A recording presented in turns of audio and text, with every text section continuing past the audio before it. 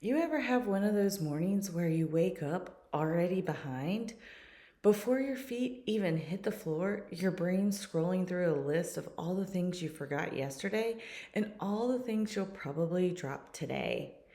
Lunches, emails, meetings, the dentist appointment you swore you rescheduled 2 weeks ago. And before you've even had your coffee, you're already tired. Yeah, mama, I've been there. Overwhelm is one of those things that sneaks up on you. At first, it just feels like a busy week, then a busy month, then somehow busy becomes your whole identity. And one day, you realize you're functioning, but you're not feeling. You're surviving, but not living. And the worst part, you can't remember the last time you didn't feel behind. Hey, Mama, welcome to Career Growth for Working Moms. If you're stuck in a job that doesn't fit or burning out trying to do it all, you're in the right place. I'm Shannon, a career coach and fellow working mom. Here, you'll get simple career strategies and strength based leadership tips to help you grow with clarity and confidence. So grab your coffee or reheat it for the third time, and let's do this. Hey, Mama, welcome back to the show. I'm Shannon, career coach, mom of two, and your biggest cheerleader when it comes to building a life that fits you, not the other way around. And if you're listening to this thinking, that's exactly how I feel right now, I want you to take a breath because today we're going to slow down. We're not talking about burning everything down or massive changes. We're talking about breaking the cycle, the one that keeps you spinning in stress even when you're doing all the right things. I remember my breaking point vividly. It was a Tuesday. It's always Tuesday, right? And I had just wrapped up a long day of calls.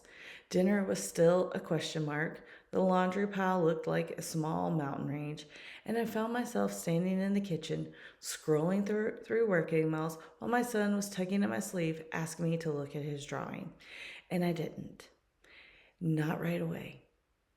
And I said, just a second, buddy. And in that second, something inside me broke because I realized I had been saying just a second for months, maybe even years. And that was the day I decided I didn't want to live my whole life in just a second. That moment didn't fix everything overnight, but it did wake me up. It reminded me that overwhelm isn't just a time problem, it's a clarity problem. And when you start looking at it that way, everything changes. So, in today's episode, we're going to unpack this together. Why overwhelm happens in the first place, even when you're doing everything right, the hidden habits that keep you stuck in the cycle, and the shifts that can help you reclaim calm without burning down your career, your home, or even your sanity. We're going to talk about what overwhelm really is, how to spot it before it swallows you, and how to start leading your days instead of letting your days lead you. Because, Mama, you don't have to live in constant survival mode. You get to have a career and a life that feels aligned, sustainable, and peaceful. So grab a blanket and a deep breath, and let's talk about how to finally break the cycle of overwhelm without burning it all down. Okay, let's start by getting honest about what's really going on when you're overwhelmed. Because overwhelm doesn't mean you're bad at time management. It doesn't mean you're not capable. And it definitely doesn't mean you're weak. Overwhelm is your body's way of saying, I've been operating in survival mode for too long. It's not a character flaw, it's a signal. But most of us don't slow down long enough to listen to it. We just keep pushing, keep doing, keep holding everything together until one tiny thing tips the scale. So today I want to walk you through what I call the 4 fog triggers. These are sneaky habits and thought patterns that quietly keep you stuck in the overwhelm cycle, even when you're trying your best to get out of it. You might see yourself in one of them, or maybe all 4. No shame here, just awareness, because awareness is where peace starts. So, fog trigger number 1 is over identification. This one hits home for so many of us working moms. It's when your sense of self gets so wrapped up in what you do, your job, your title, your roles, that you forget who you are. You're the dependable one, the problem solver, the helper, the one who can handle it. But when everything starts to blur together, your worth, your work, your motherhood, you lose the boundaries between them. And that's when the fog sets in. I had a client who once said, I don't even know what I like anymore. I only know what needs to be done. Whew. That's the moment you know overwhelm has moved from your schedule into your spirit. So here's the reframe. You are not what you produce. Your worth doesn't rise and fall with your performance. When you start to feel foggy, ask yourself, am I being me right now? Or am I being roles? That question alone can start to clear the air. Fog trigger number 2 is overcommitment. This is probably the one you know best and the one most of us justify. Overcommitment happens when your calendar is running your life instead of the other way around. You said yes to everything because you're capable, because you're kind, because you don't want to let anyone down. But the truth is, every yes that doesn't align with your priority is a silent no to your peace. I always tell my clients saying no isn't selfish, it's stewardship. You're protecting the energy that allows you to show up well for what matters. So, next time you feel tempted to say, sure, I can do that, pause and ask, can I do it? Or am I called to do it? If it's not a calling, it's probably a drain. Fog trigger number 3, overprocessing. Oof. This one's sneaky and it loves smart driven women. It's the endless loop of rethinking, thinking, analyzing, second guessing, and planning every possible scenario before you take the first step. It's you lying awake at night, mentally rewriting that email, replaying the conversation, or planning how to fix something that hasn't even happened yet. And let me tell you, over processing feels productive. You feel like you're doing something, but really, you're just exhausting yourself in circles. And here's what's wild. Over processing doesn't actually lead to clarity. It leads to confusion because your brain starts believing that thinking more equals being safer. The truth? You can't think your way to peace. You can only act your way to clarity. So when you catch yourself spiraling in analysis mode, try this little coaching trick. Say out loud, that's enough thinking. Now I choose peace. Then take one tiny imperfect action. It doesn't have to be big, it just has to be real. Okay, fog trigger number 4 is over control. This one's my personal favorite because, hello, recovering control enthusiast right here. Over control is when you believe peace will come after everything's perfect. After the inbox is clear, after the house is organized, after the plan is foolproof. But peace doesn't wait on perfection. It's a practice, not a product. The need to control is really the fear of being disappointed. We think if we manage everything tightly enough, we won't feel that sting of what if. But the truth is, control and clarity can't coexist. When you're gripping too tight, you can't see clearly because you're too busy trying to steer the fog. So instead of asking, how do I make sure this goes right? Try asking, what can I trust here? Because when you trade control for trust, the fog starts to lift and finally your nervous system exhales. So let's recap for just a second. Over identification, you've tied your worth to what you do. Over commitment, you said yes to too many times. Over processing, you've tried to think your way to peace. Over control, you've tried to manage your way to safety. Any of those sound like you? If you're not broken, you're just overdue for gentleness. Because the antidote to overwhelm isn't doing more, it's doing what matters and letting the rest go. Okay, now that you know what's creating your overwhelm, let's talk about how to break the cycle. Not by overhauling your life, but by making small, meaningful shifts that help you breathe again. Because here's the truth. When you're already maxed out, you don't need a massive plan. You need permission to slow down, clarity on what matters most, and one next step that feels light enough to take. So today, I want to give you 3 calm creating shifts, simple ways to reset your rhythm and lead yourself with more peace. So number 1 is from managing time to protecting energy. Most of us think our problem is time. We say, if I just had a few more hours, I'd finally catch up. But the real issue isn't time, it's energy. You can't manage your minutes if your mind is exhausted. Think of your energy like a phone battery. If you don't recharge it, every app you open drains you faster. So here's your reframe. Instead of asking, how can I fit this in? Ask, do I have the energy for this? This small shift changes everything because when you protect your energy, your time naturally follows. So try this. Notice what gives you energy and what drains it. Then rearrange your week so the draining things aren't stacked back to back. Maybe that means moving a tough meeting away from an emotional call.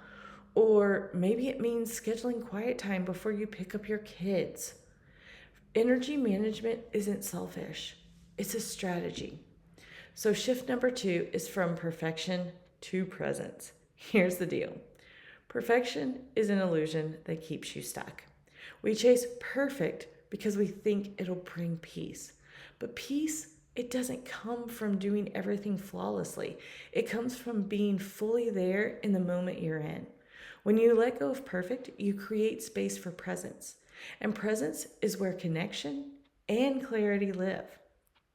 So if you catch yourself redoing the PowerPoint slide for the third time or cleaning the kitchen again because it's not quite right, try saying to yourself, done is better than drained. Perfection asks, how does this look? Presence asks, how does this feel?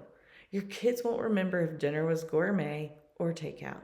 Your team won't remember if every slide was flawless.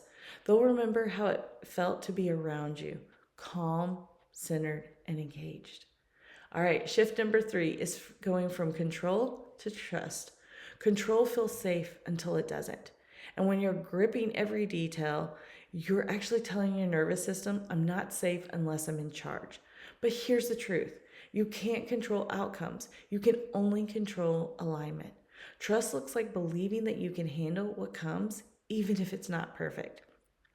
It's saying, I've done enough for today, and that's okay. When I started coaching, I used to rewrite my notes after every session. I wanted everything to be perfect for my clients. But the more I tried to control, the more anxious I became. Eventually, I realized what people need most isn't perfect notes. They need my presence, my trust in them, and in myself. So here's your action step for this week: let something be good enough. Send the email without rewriting it. Let your partner pack the lunch, even if it's not how you do it. Walk away before it's perfect. Every time you choose trust over control, you build peace in your nervous system. And here's the secret: connecting all 3 shifts. Energy, presence, and trust aren't soft skills, they're leadership skills. What you make resilient, magnetic, and clear. You can't pour calm into your team or your family if you're running on fumes. But when you model grounded leadership, everyone around you exhales too. I want you to imagine something for a second. What if overwhelm wasn't your enemy, but your invitation? What if it's your body saying, hey, something here isn't aligned? When you listen to that whisper early, you don't have to wait for the breakdown. You can make micro shifts that keep you steady, and that's where real balance begins. Okay, mama, I want you to picture this with me for a second. We're sitting together again, maybe at that same cozy round table we've imagined before.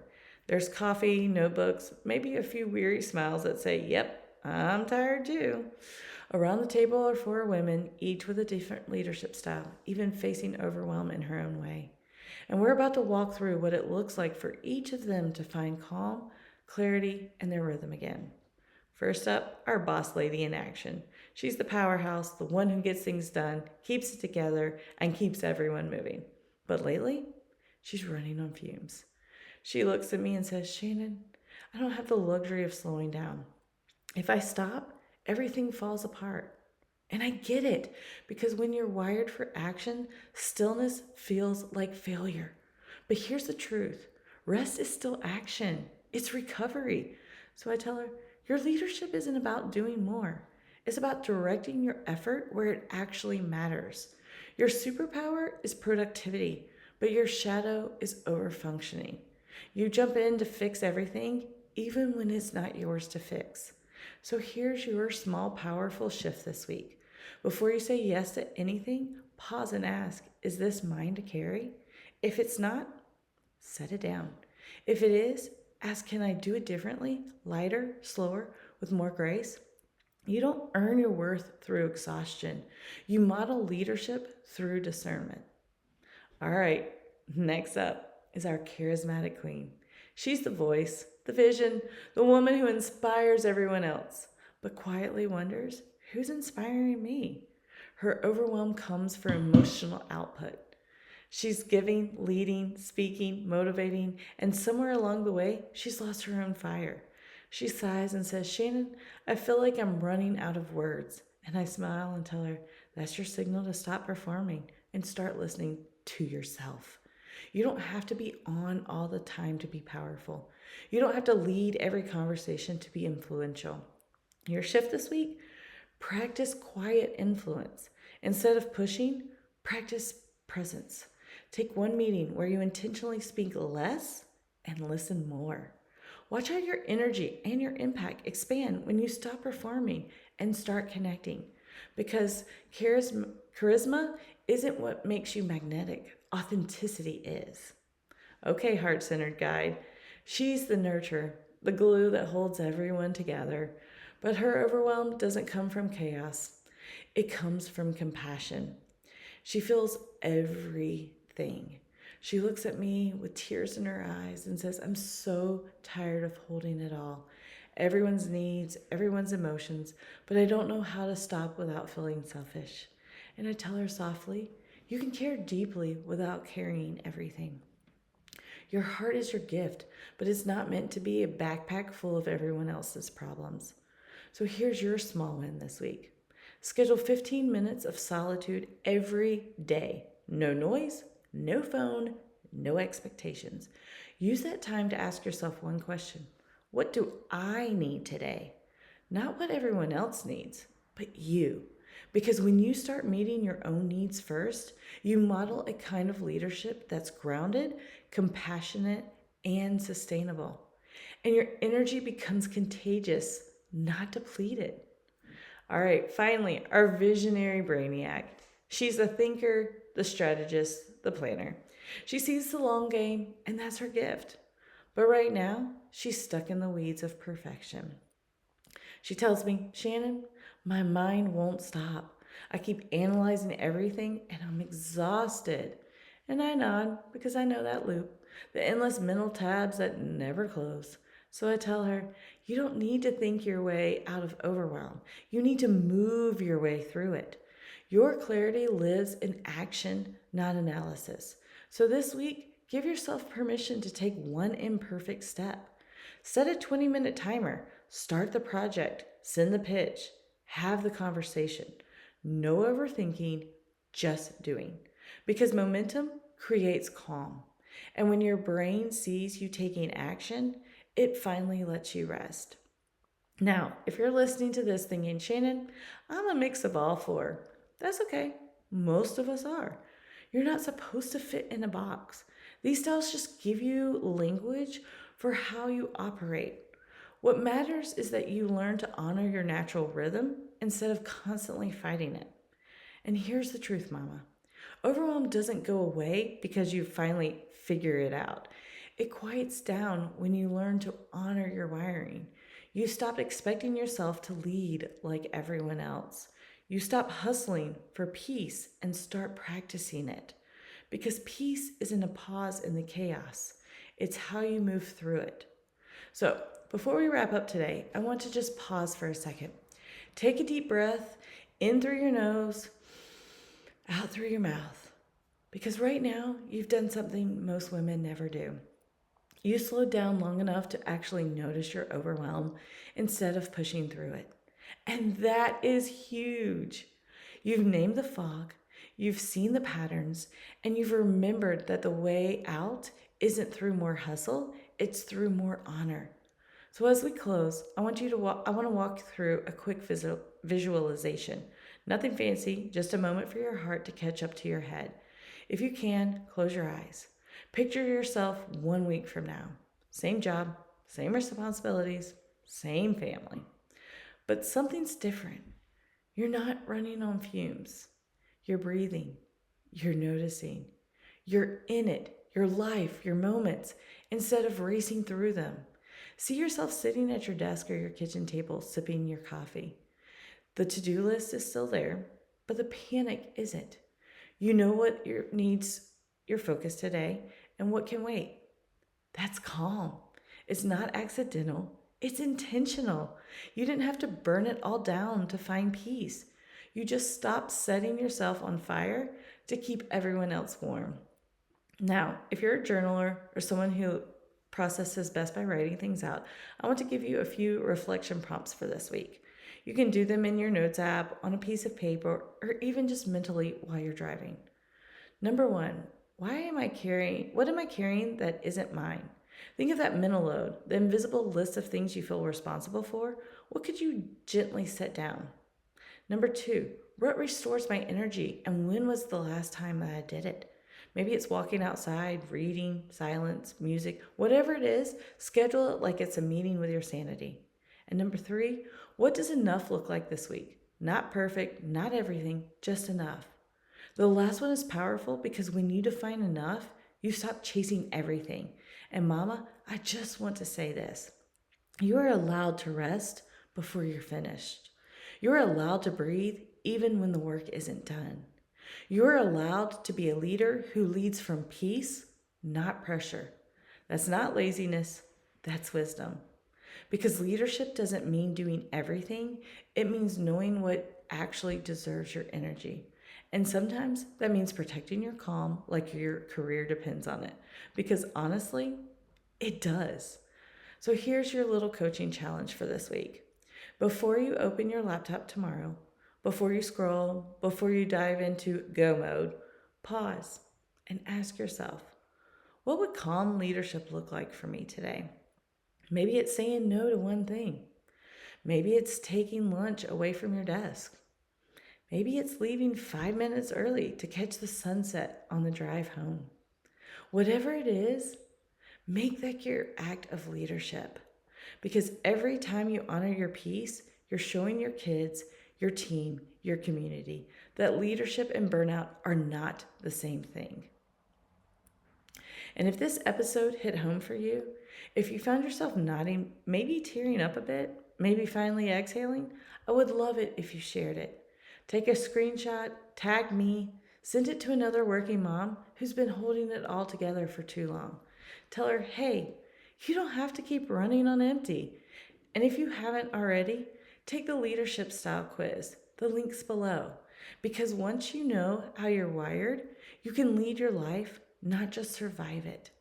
And hey, if you've been listening for a while but haven't left a review yet, would you take a moment and do that?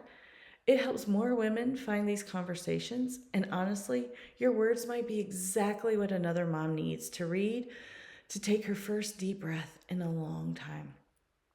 So take that breath right now, mama. Inhale peace, exhale pressure. You don't need to do more. You just need to come home to yourself. You're not just surviving, you're leading calmly, clearly, beautifully. All right, I'll see you right here next time. Hey, Working Mama, I hope you enjoyed today's episode. If so, would you take 30 seconds to share it with a friend who's stuck in her career but doesn't want to sacrifice her family to grow? Also, please leave a quick review on Apple Podcasts. It seriously lights me up to know this show is helping you navigate burnout, find clarity, and lead with confidence. All right, time to shut down my laptop and pretend I'm not hiding from folding that laundry. I'll meet you back here soon for another episode of Career Growth for Working Moms. You've got this.